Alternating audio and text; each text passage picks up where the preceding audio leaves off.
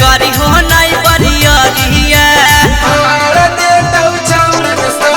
अगे होलिया में करी हो नहीं बरियरिया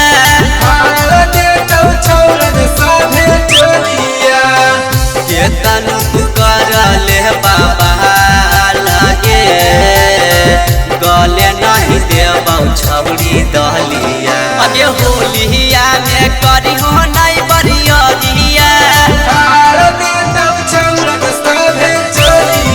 अगे होलिया में करी हो नहीं बरियरिया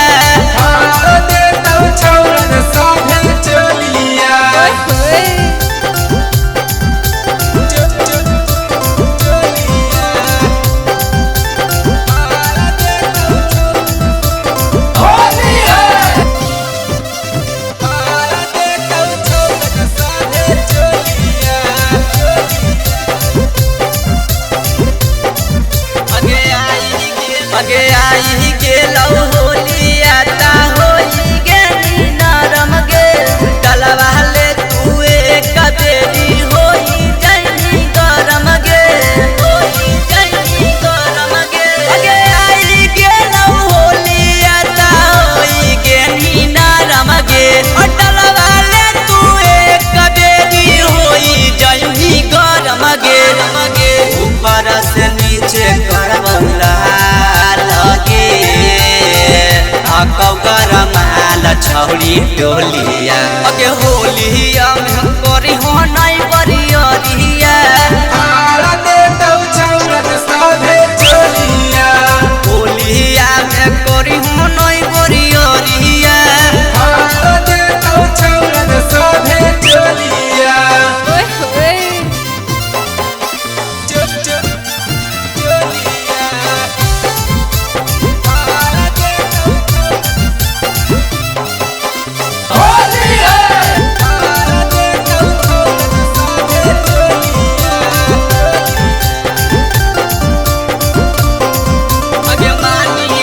अगे मानी ले तू बात छौरी सोनुआ शुभमा के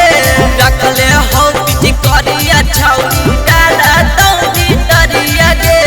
डाला तो भीतरिया गे अगे मानी ले तू बात छौरी सोनुआ शुभमा के रखले हो पिटी करिया छौरी डाला तो भीतरिया गे सह नहीं पाई छौरी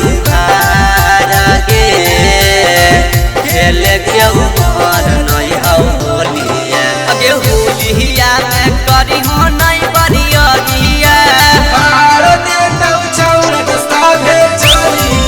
अगे होलिया में करी हो नहीं बरियरिया